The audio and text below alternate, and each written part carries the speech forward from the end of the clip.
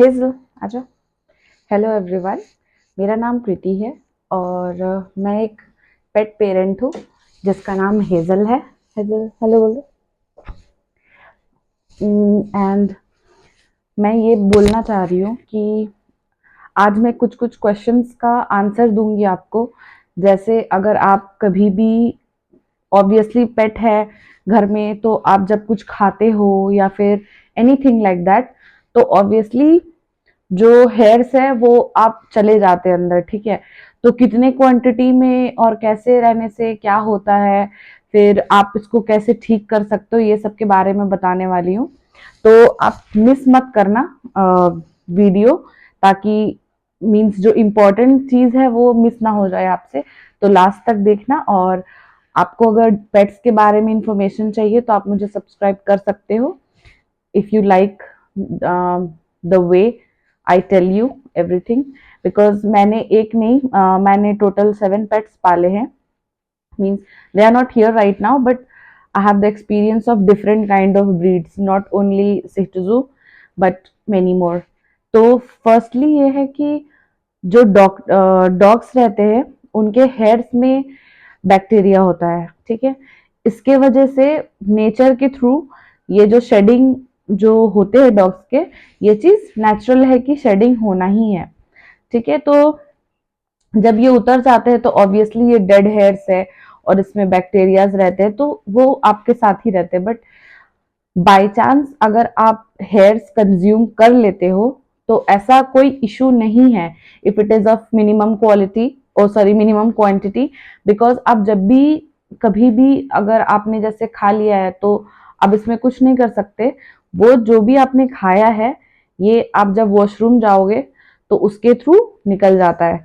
But अगर आप ज्यादा कंज्यूम करते हो, ठीक है, अगर आपके डॉग्स की शेडिंग ज्यादा हो रही है, आप चीजें क्लीन नहीं रख रहे हो, तो आपको ज्यादा प्रॉब्लम होगी। और अगर आप सिक पड़ते हो या फिर आपको उल्टी आती है या फिर पेट खराब हो जाता है, तो आप एक बार डॉक्टर से कंसल्ट करो, ठीक है। क्योंकि बहुत बार ये है कि वो जम जाता है पेट में। और जो लॉन्ग हेयर डॉग्स है, अब जैसे सिटुजू के हेयर्स रहते हैं, इनके हेयर्स बहुत पतले रहते हैं, बहुत मुलायम रहते हैं। तो मोस्टली जब आप कंज्यूम करोगे तो आपको पता नहीं लगेगा। अब जैसे फ्रेंच मैस्टिफ है या बुलडॉग हो गया या लैब्रा हो गया, इनके जो हेयर्स रहते हैं वो थोड़े मोटे रहते हैं। तो आप जब कंज्यूम करते हो तो मोस्ट ऑफ द टाइम्स आपको पता लग जाता है। तो ये चीज आपको थोड़ा ध्यान में रखना है। एंड जब भी आप इनको नहलाते हो, मीन्स आप जब कोमिंग करते हो कभी भी अपने डॉग्स का, तो आप जो कोम है वो ड्राई हेयर्स में नहीं करना है, ठीक है। इनके जो हेयर्स है वो लिटिल जैसे स्प्रे करो, ठीक है, थोड़ा वेट हेयर्स में करना। बिकॉज अगर वेट हेयर्स में करोगे तो जो भी हेयर्स रहेगा वो एक साथ शेड हो जाएगा उसी टाइम पे, एट द टाइम। अगर आप ड्राई करोगे तो ड्राई वो शेड प्रॉपरली नहीं हो पाएगा और उसके बाद वो पूरी टाइम इधर उधर उड़ता रहेगा, ठीक है। इससे आपको प्रॉब्लम हो सकती है, आपके खाने में जा सकता है या XYZ कोई भी मैटर हो सकता है। तो ये चीज एक है। और दूसरा ये है कि आप क्लीन रखा करो। मीन्स आप रेगुलर बेसिस में देखो, कुछ कुछ मशीन्स आती है जो क्लीन करती है, बट रेगुलर बेसिस में आप थोड़ा वेट कपड़ा करके अपने क्यूशंस को पोंछ सकते हो, थोड़े बेड्स को पोंछ सकते हो, जो भी जहां जहां आपके डॉग्स बैठते हैं या फिर जहां जहां आपको लगता है कि यहाँ पे हेयर्स है, if it is visible from your eyes, then you can do that too. And most important thing, आप जब इनको शावर कराते हो तो शावर करवाने के बाद जब इनके हेयर्स गीले रहते हैं तो कंडीशनिंग करने के बाद उस टाइम पे भी कोम्ब करो, ठीक है। तो उससे ये रहेगा कि बहुत समय तक जो हेयर्स है वो मतलब शेड नहीं करेंगे एंड आपको कोमिंग का भी जरूरत नहीं पड़ेगा। मैंने सिज्जू के लिए भी बोल रही हूँ, जबकि इनके हेयर्स आप अगर लंबा करना चाहो तो इतना ज्यादा प्रॉब्लम्स होता है इनके हेयर्स के, इतने सारे टॉनिक्स आते हैं, XYZ बहुत सारी चीजें हैं।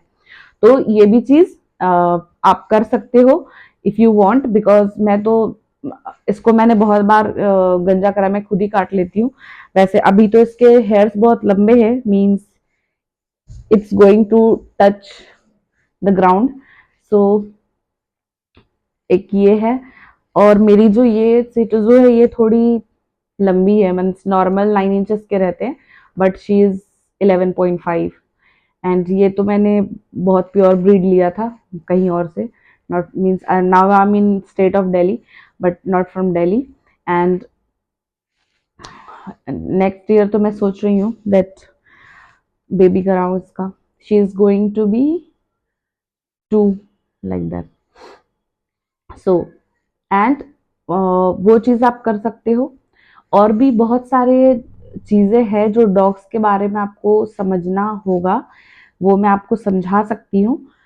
बट आप मेरे को सब्सक्राइब कर लेना, means I will put the videos on regular basis. Regular doesn't means daily because I have some work to of my profession.